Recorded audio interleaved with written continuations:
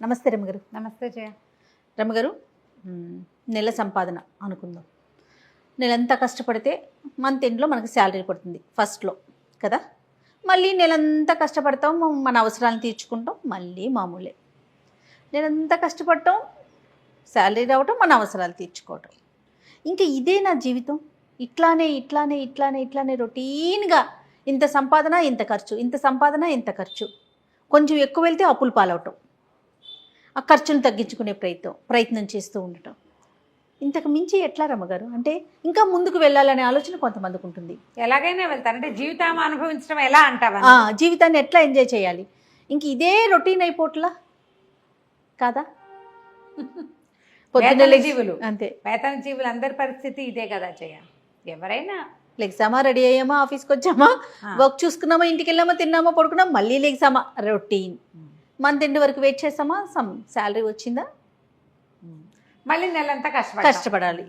నువ్వు పెద్దగా ఇందులో పొదుపు చేయగలిగేది అది కూడా ఏముండదు. అవునవును, అంటే ప్యాకేజీని బట్టి ఉంటుంది అనుకోండి. ఆఫ్ కోర్స్ మరీ లేదు అని అనుకోవటానికి కూడా లేదు. ఇవాళ రేపు శాలరీస్ కూడా హైలోనే ఉంటున్నాయి, దానికి తగినట్టు ఖర్చులు కూడా ఎక్కువే ఉంటున్నాయి. దాంతోపాటు ఈ రొటీన్ వల్ల మనం జీవితాన్ని ఆస్వాదించలేకపోతున్నామేమో. అంటే మనం ఎట్లా ప్లానింగ్లో ఉండాలి కదా జయ. జీవితం ఆస్వాదన అంటే ఈ రోజంతా పని చేస్తావు. నువ్వు చెప్పు, నువ్వు పొద్దున్న లేచేస్తావు, నువ్వు ఆఫీస్లో నవ్వవు, పూర్తిగా ఎంజాయ్ చేస్తాం మేమైతే కదా. ఫీల్డ్లో ఉన్న వాళ్ళు ప్రతి ఒక్కరికి అర్థమవుతుందండి. ఏదో ఆన్ స్క్రీన్ కూర్చున్న కాసేపే తప్ప నిజంగా చాలా సంతోషంగా పనిచేసేది ఏదైనా ఉంది అంటే మీడియా ఫీల్డ్ రమ్మగారు. 100% కదా. ఇప్పుడు నీ సంగతి కాదు, ఆఫీస్ వర్కులు ఉంటారు, వాళ్ళైనా ఎవరితోటైనా మాట్లాడకుండా, ఓ టీయో కాఫీయో తాకుండా, ఏమీ చేయకుండా మెషిన్లలాగా ఎవ్వరూ పనిచేయరు, చెయ్యొద్దు కూడా. అవును, పక్కన అక్కడ మాట్లాడతాము, ఏదో చేస్తాము, మధ్యలో ఎవరైనా కాల్ చేస్తారు, రేపటికి ఆలోచన చేస్తాము, మధ్యాహ్నం లంచ్ ఎవరికి కూర్చుంటాము, కబుర్లు చెప్పుకుంటాము, ఒకళ్ళతో ఒకళ్ళు పంచుకుని తింటాము. నువ్వు మెషిన్ లాగా ఉండి దానికి బాధ్యత ఎవరినో తీసుకోమనకూడదు. నిన్ను నువ్వు ఎంగేజ్ చేసుకో సరదాగా. జీవితంలో చిన్న చిన్న ఆనందాలు తీసుకో. అందమైన జీవితం పుస్తకం కథ చెప్పాం మనం, దాన్ని చదవండి. జీవితాన్ని చిన్న స్కేల్లో కూడా ఎలా సంతోషంగా ఉండొచ్చు. పొద్దున్నే వెళ్ళేటప్పుడు చక్కగా ప్రశాంతంగా భార్యను విసుకుంటూ, పిల్లల్ని కసురుకుంటూ కాకుండా, చక్కగా చిన్నపిల్లాడు ఉంటే వాడిని ముద్దు చేసుకుని, వాడితో కాసేపు ఆడుకుని, ఆమెకి ఏదైనా ఇంట్లో పనిచేసి, ఆడవాళ్ళు అయితే మగవాళ్ళతో కాసేపు కబుర్లు చెప్పి, కలిసి కాస్త ఒక కప్పు కాఫీ తాగి, ఇద్దరు 5 నిమిషాలు మాట్లాడుకుని, వాళ్ళు ప్లాన్ ఆఫ్ యాక్షన్ ఏమిటని చెప్పుకుని జీవితాన్ని ఎంజాయ్ చేయలే? నువ్వు చేసావా? ఖచ్చితంగా అయిందా? ఆఫీస్కి వెళ్తావు, వెళ్ళిన తర్వాత కూడా వర్క్ని సంతోషంగా తీసుకో. ఇదే నా జీవితం. అది ఎప్పుడు వస్తుందో తెలుసా రమ్మగారు? దాని మీద ఇష్టం ఉండాలండి. మనం చేసే పని మీద కనుక మనకి ప్రేమ ఉందంటే ఖచ్చితంగా ఎంజాయ్ చేస్తూ ఉంటాం గారు. ముందు ఒకవేళ లేదు నీకు, కానీ అదే నీ జీవితం, అదే అలవర్చుకోవాల్సిందే. అలవర్చుకోవాలి ఖచ్చితంగా. నెల తిరిగేసరికి నీకు ఒక ముద్ద అన్నం, నీ ఇంట్లో కావాల్సిన వస్తువులు, నీ నెల జీవితపు ప్రమాణానికి సరిపడా డబ్బిచ్చేదాన్ని నువ్వు ప్రేమించక ఏం చేస్తావో చెప్పు నాకు. ఖచ్చితంగా. ఇష్టమేమిటి, అయిష్టం ఏమిటి? అదే కదా బోడిష్టం. అంతే. నీ ఇష్టాలు ఏమిటి? దానివల్ల నీ జీవిక, నీ ఇల్లు, నీ వాకిలి, నీ సంసారం నువ్వు నడుస్తున్నప్పుడు నువ్వు తప్పకుండా దాన్ని ప్రేమించి తీరాలి. ఒక్క మాట అండి, కొంతమందిని చూశాను రమ్మగారు, ఉసూరు మియ్యాల్లాగా పనిచేస్తారండి. నెల వచ్చేసరికి చక్కగా జీతం కావాలి, రోజు పనికొస్తావు, ఎక్కడ ఇంట్రెస్ట్ ఉండదండి. ఇది నచ్చలేదు, ఇది బాగోలేదు, కానీ తప్పక నా కర్మ, నేనేం చేయను, ఇక్కడే ఉండాల్సి వస్తుంది. ఈ పని కాక ఇంకేదో ఊహించుకుంటారు, ఇంకేదో కంపెనీ, ఇంకేదో చేసేదాన్ని ఏడవలేకపోతారు. నువ్వు కమిటెడ్గా పనిచేస్తే నీకు కావాల్సింది ప్రకృతి దానంతట అదే ఇస్తుంది. 100% రమ్మగారు. ఇంకొకసారి చెప్పండి. కమిటెడ్గా మనం ఏ పనైనా సరే చేస్తే నీకు కావాల్సింది, రావాల్సింది అన్నీ ఇస్తుంది ప్రకృతి. ప్రపంచం నిన్ను చూస్తూ ఉంటుంది. నువ్వు దాని నుంచి వచ్చే అన్ని ప్రివిలేజెస్ తీసుకుంటావు, దాని మీద ఇష్టం నీకు. అది చాలా తప్పు. అవునండి, ఇది మనుషులకు కూడా వర్తిస్తుంది జయ. అవును రమ్మగారు. భార్యల దగ్గర నుంచి అన్ని సర్వీసులు తీసుకుంటారు, వాళ్ళకి ఇవ్వవలసిన ఏ కేరు ఇవ్వరు, ప్రేమను చూపించరు. తప్పు. నీకు కావాల్సిన రోజున నీకు లభించదు. అది భార్యలు కూడా అంతే. మగవాళ్ళ దగ్గర సంపాదనలు అన్నిటి ఎంజాయ్ చేస్తారు. వాళ్ళ డబ్బు, వాళ్ళ సంపాదన, వాళ్ళు ఇచ్చే అన్ని రకాల ఫెసిలిటీ తీసుకుని ఆ మనిషిని అయిష్టం, వాళ్ళని ప్రేమించరు, వాళ్ళతో కమిటెడ్గా ఉండరు. తప్పు కదా. అవును కదా. మనుషులు చేయకూడని పని మనం అది చేస్తున్నామంటే మనం ఏమిటో మనమే చూసుకోవాలి. కమిట్మెంట్ అనేది ఎప్పుడు కూడా నిన్ను సంతోషపెట్టే విషయం. నువ్వు జీవితాన్ని అనుభవించడం అంటే కమిటెడ్గా ఉండటం. కమిట్మెంట్ లేకపోతే నీకు జీవితం అనుభవంలోకే రాదు. నువ్వు గాల్లో ఈ నీళ్ళల్లో కాగితం పడవలాగా కొట్టుకుపోతావు. కొట్టుకుపోవాలా, నిలబడాలా జయ? ఖచ్చితంగా స్ట్రాంగ్గా నిలబడాలండి. నిలబడాలంటే నువ్వు కమిటెడ్గా ఉండాలి. మొదట అది ఆలోచించుకోవాలి. అది మనం చేసే ప్రతి చోట, అంటే ప్రతి చోట. మన నిత్య జీవితంలో ప్రతి విధానంలోనూ ఉండాలి. ఉండాలి. అక్కడి నుంచి విసుకులు, కసుకులు, చిరాకులు, పరాకులు, చీదర, లేకపోతే స్ట్రెస్ వీటితోటి చేయొద్దు. వాటిని తగ్గించుకోండి. వాటిని మేనేజ్ చేయడానికి మీ జీవితానికి మీతో పాటు ఆలంబనగా ఇంకా గుంపు ఉంది కదా. అవునవును. ఒక మనిషి సంఘజీవి కదమ్మా. అవునండి. పెద్ద సమూహం కదా. మనకి చిన్నదే మన సమాజం ఉంటుందా. నువ్వు ఒక చోట వర్క్ ప్లేస్లోకి వెళ్తే అక్కడ ఉన్నది ఒక సమాజం, నీతో ఉండేవాళ్ళు. అవును. నువ్వు ఇంటికి వస్తే ఇక్కడ ఉన్నది ఇది ఇంకో సమాజం. నీ జనరల్ థింగ్స్ ఉంటాయి. నీ తాలూకు చుట్టాలు, పక్కాలు, నీ మంచి కోరుకునే వాళ్ళు, స్నేహితులు, శ్రేయోభిలాషులు, పక్కింటి వాళ్ళు, వెనకింటి వాళ్ళు కనపడితే గుడ్ మార్నింగ్ అనేవాళ్ళు, హాయ్ అనేవాళ్ళు. వాళ్ళు చాలరా మనకి. వాళ్ళతో హాయ్ అను, సంతోషంగా నిష్కపటంగా మాట్లాడు. అదే నీ జీవితానుభవం. నువ్వు జీవితాన్ని అనుభవించడం అంటే ఏమిటి? తాగి తందనాలాడడం కాదు కదా. అదే కదా. సంతోషంగా ఉండటం. ఎవరైనా వెళ్తూ హాయ్ అంటే నీకు ఎట్లాంటి సంతోషం వస్తుంది? వస్తుందా, రాదా? ఖచ్చితంగా ఫేస్ చేస్తాం కదా రమ్మగారు. కదా.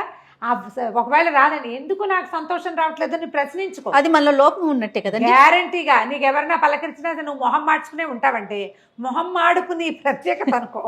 ముందు దానికి రిపేర్ చేసుకో. కొన్ని సందర్భాల్లో రమ్మగారు మాట్లాడితే సమస్య తీరిపోతుంది. ప్రతిదానికి అరిచి కేకలు పెట్టే అక్కర్లా. కానీ అలా మాట్లాడడం, దాన్ని కూడా మనం స్ట్రెస్గా ఫీల్ అయ్యి అది ఎదుటి వాళ్ళ మీద తోసేస్తూ ఉంటాం కదండి. స్ట్రెస్గా ఫీల్ అయిపోతాం. అవును. అక్కడ మాట్లాడొచ్చు, ఆ సమస్య అక్కడతో తీరిపోతుంది. కానీ అలా తీసుకో.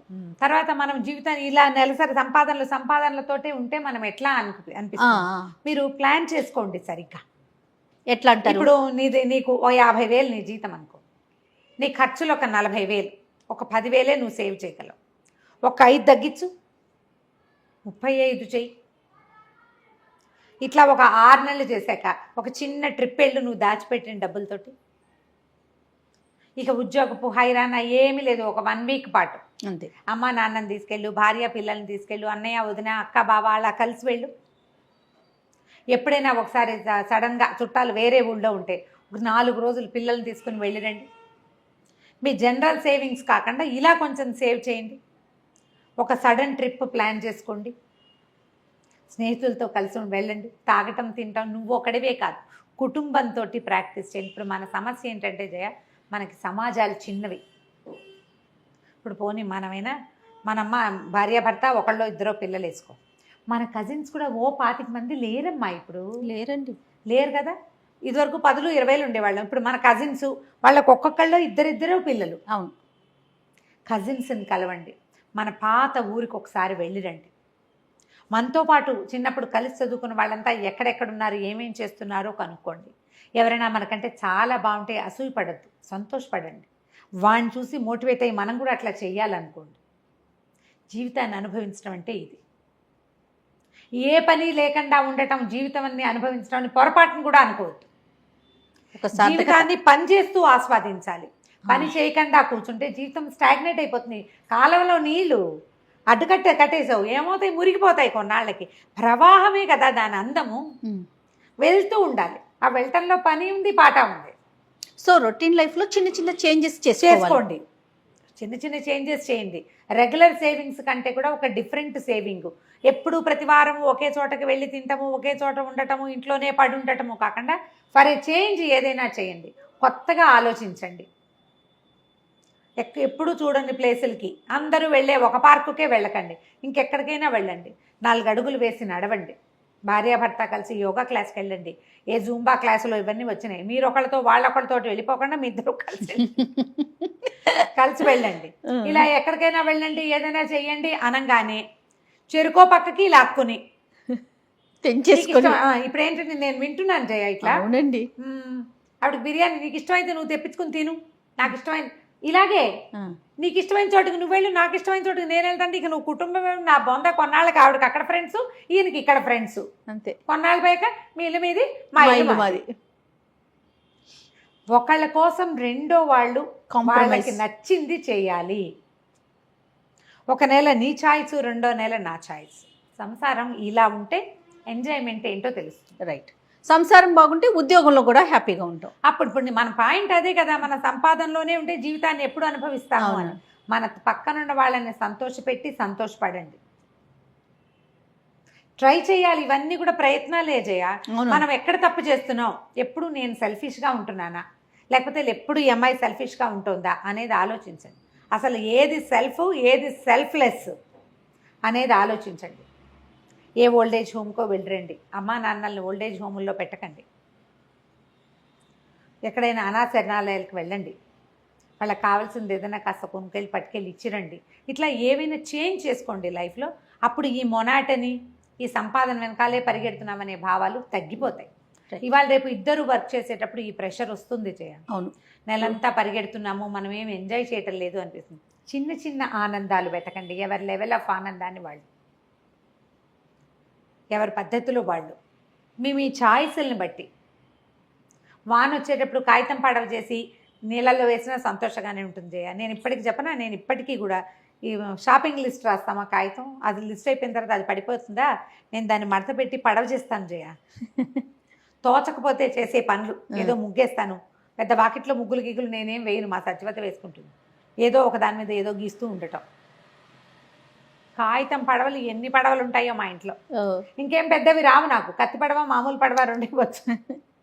మీకు అలా నచ్చిన ఏదైనా ఒక పని ఉంటే, అవి సంగీతం కావచ్చు, డ్యాన్స్ కావచ్చు, చిత్రలేఖనం కావచ్చు, బొట్లు అల్లటం, పూసలు అల్లటం, ఆర్నమెంట్స్ చేసుకోవటం, శారీస్కి ఏదైనా చేయటం, ఎంబ్రాయిడరీ చేయటం, చిన్న చిన్న వర్కులు చేయటం, మీ స్ట్రెస్ అందులో రిలీవ్ అవుతుందేమో చూడండి. ఆడ మగ కూడా. మట్టితో పాటరీ చేయటం, పాత్రలు చేసుకోవటము, షాపింగ్ చేయటము, విండో షాపింగ్ చేయటము. ఇది వరకు నాకు అది స్ట్రెస్ బస్టర్గా ఉండేది. ఈ కరోనా తర్వాత షాపింగ్లు ఎత్తేసాం. పైగా నేను ఫేమస్ అయ్యేసరికి ఎక్కడికి వెళ్ళినా ఎవరో ఒకళ్ళని పలకరింపులతోటే సరిపోతుంది, నాకు ఏమి చూడలేని చావలేను. అందుకని పై రాష్ట్రాలకు వెళ్ళినప్పుడే షాపింగ్ అని మానేసుకున్న షాపింగ్. మరి ఏం చేస్తాం, అదే చిన్నవి చెయ్యండి. చక్కగా మార్కెట్కి వెళ్ళి ఫ్రెష్ కూరలు తెచ్చుకుని వంట చేసుకోవటం. వంట చేయొచ్చు స్ట్రెస్ తగ్గడానికి. భార్య భర్త ఇద్దరు కలిసి వంట చేయండి. ఓసారి నువ్వు, ఓసారి నేను, పొద్దు నువ్వు, సాయంత్రం నేను లాంటివి పెట్టుకోండి. జీవితాన్ని అనుభవించడం అంటే ఏమిటో మీకు అర్థమవుతుంది. తప్పకుండా రమ్మగారు చాలా పాయింట్స్ చెప్పారు. నమస్తే అండి. నమస్తే.